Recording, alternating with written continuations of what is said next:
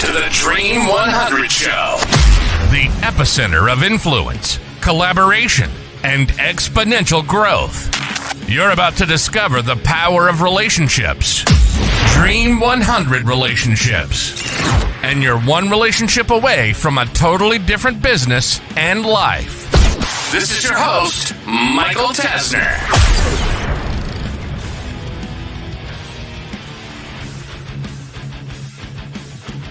Hey there, and welcome to this week's edition, the last episode of 2024 of the Dream 100 Show. Today is going to be lesson 3 of 3, episode 3 of 3 of how to conduct strategic annual planning. So, first off, if you have not had a chance to listen to the last 2 episodes, everything builds on one another.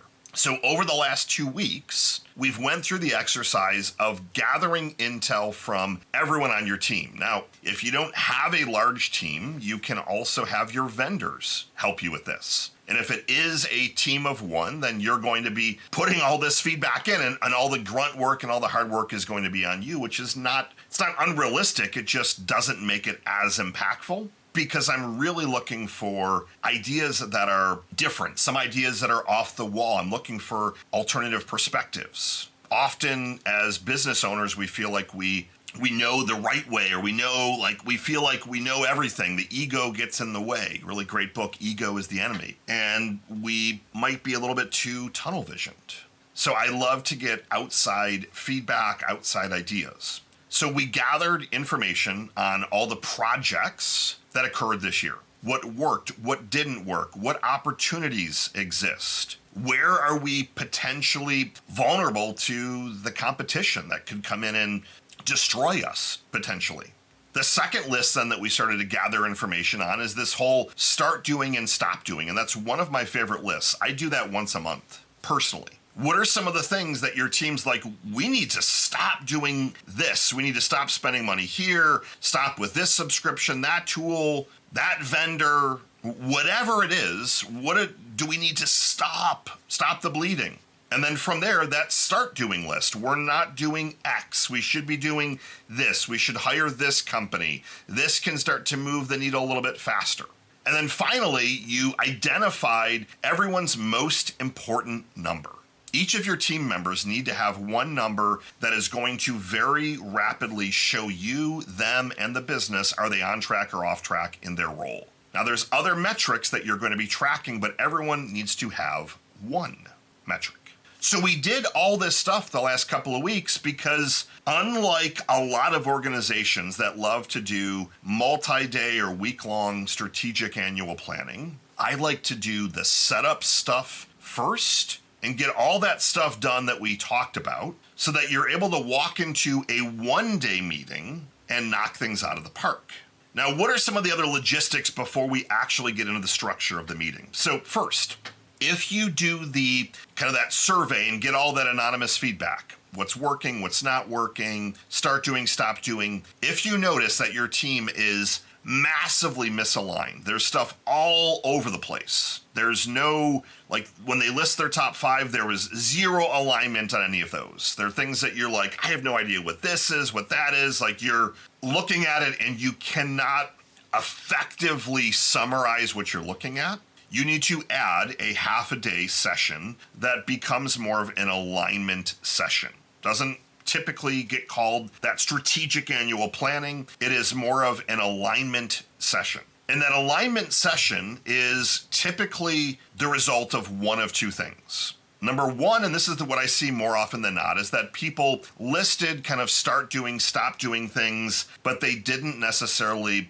fully understand the impact it could make on the business positively or negatively, or they just didn't fully understand something. You circulated around a list and they added some things, but they just kind of randomly picked 5. And with that, the easiest thing to do is to go through and you ask your team, can you tell me a little bit more about why you suggested these different things? Give me some more information. And almost always what ends up happening is they'll say something like, well, I didn't fully understand that. If you would have told me it meant this, I wouldn't have checked that, or I wouldn't have said X, because it's being done in an anonymous environment, so you're not getting all that context. But the reason that I don't want all the context right off the bat is more often than not, you're going to see alignment so that you can jump into this strategic annual planning day and have that momentum without needing lots and lots of these other additional meetings. But if you notice massive misalignment, that is typically one of the two things that's happening. The other potential thing that's happening is there is a redheaded stepchild, and I say that all joking aside, having red hair. There's an elephant in the room. There's something that is occurring or something that has occurred.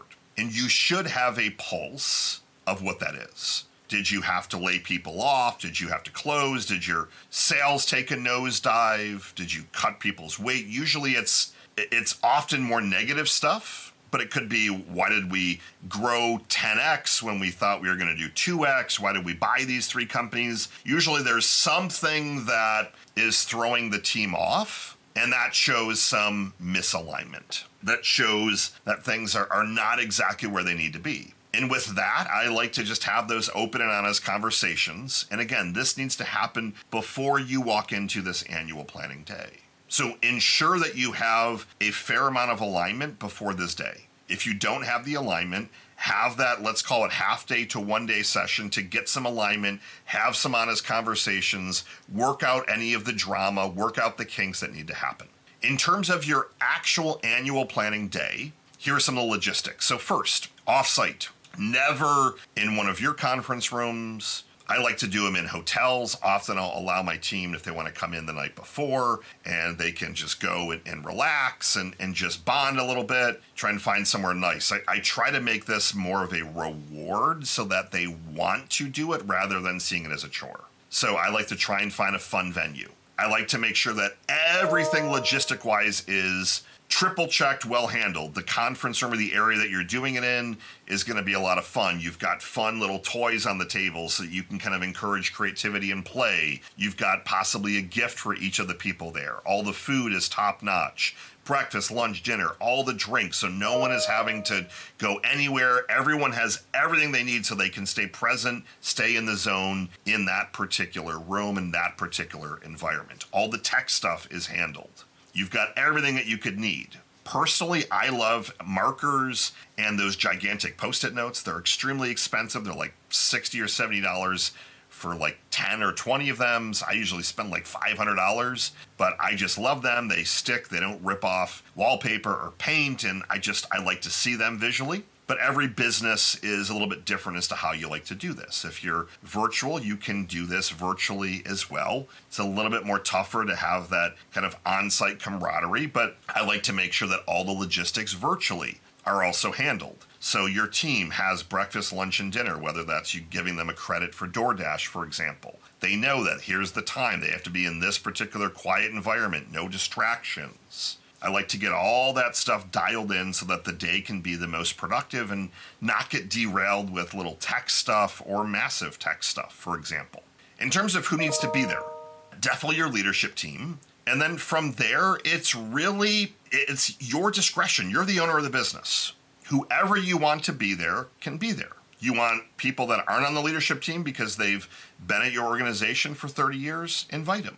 Anyone that you want to be able to give input that's going to be of value, I want them there. Now, also anyone that give input on the feedback and the surveys, you ideally want them there as well, as long as you're not inviting the entire company. That, to me, defeats a little bit of the purpose of having every single person there. But if you've got a smaller team, invite the team. Make it a productive day, but know that day, like no other work is getting done, but this is going to be a well-spent day. So what do you then actually go through? For me, it's pretty darn easy. All that we're looking for is to take all this pre-work, all these priorities, projects, ideas, and to boil it down into what are the biggest rocks, the biggest objectives, the biggest goals for the upcoming year. And ideally, I'm looking for 3 with a 4th that is a bonus. Almost always there's going to be a financial goal. I don't think I've ever seen rocks that don't have a financial goal. So let's say you're at $1 million, you want to get to $5 million. Again, we're just spitballing here. You want that as one of your rocks for the year. Is it hiring? Is it you're opening up more locations or a new building? You're going to acquire X amount of businesses, hire this amount of team. They're big projects, big priorities that will move the business forward for the entire duration of the year. You're looking to have those three. And the fourth bonus one, that tends to be more of a fun one. Maybe it's something with culture, something with the office, like something that it's a priority, but it's more of a fun priority. That if it gets done, it gets done. If it doesn't, that's okay. The second piece then is to take these overarching goals, rocks, priorities, and to break them down into Q1. You're going to take the overarching, you're then going to break them down into Q1. So if, let's say, we'll just keep the math a little bit easier. You wanted to go from $1 million to $2 million. If you're keeping all things largely equal, you're looking to add $1 million this year in new business, so $80,000 give or take every single month. If you're keeping it even, Steven. Okay, great. So by the end of Q1, you'll need to have added $250,000. Month 1, month 2, month 3, great. So that shows that you're on track. You're going to do this with all of your rocks, so the top level rocks, and then you're going to look for Q1. We're not going to get into all the other quarters. We're looking for what are the 3 with a bonus 4th rock for the year. What are the quarterly rocks for Q1? And then to me, the most important aspect is who owns the overarching rocks. And then if you look at Q1, those 3 with a bonus that tie into the bigger ones, who owns those? Who is making sure that these get done? And from there, you then work on the actual to-dos. That's, to me, the boring part, but it's a necessity. Rather than having these pie-in-the-sky rocks, so you've got them, great, we're going to add $250,000 of new business in Q1. Great. How? How are we actually going to do that? And that, to me, is where the rubber meets the road, where you start to add dates and deadlines, and this person's going to own that task, and this one. We're going to need these resources, this vendor, this budget, to where you're actually building out your action plan for Q1 that has dates, deadlines, projects, tasks. So you're not just leaving with, well, here are the priorities for Q1, but you're leaving with a battle plan that actually has the actions. Actually knows who's doing what by when, so that you can start to hold people accountable. You know what you personally have to do, so that when you have those weekly leadership meetings, it's on track or off track. Simple as that. You're asking the person that owns that rock for the quarter. So if it was the $250,000 in revenue, are we on track or off track? Off track. Why? Great. Let's add it to the list and let's discuss it. So you're able to move that momentum. A lot of businesses think that this annual planning needs to be this entire huge, long exercise. I've done tons and tons of annual planning. I've done week-long annual planning. I've done EOS. I've done Scaling Up, Rockefeller Habits, all these different versions. At the end of the day, I like to get anonymous feedback so that we're not doing it in a setting where people feel uncomfortable. That, to me, is more of the hard work. You're getting that stuff done. You're moving that stuff before you even walk into the meeting. And I like to use these meetings as more of a bonding exercise, but really focused on what are the big rocks for the year, what are the rocks for Q1, and then all the little actions and activities so that you're not starting the year behind.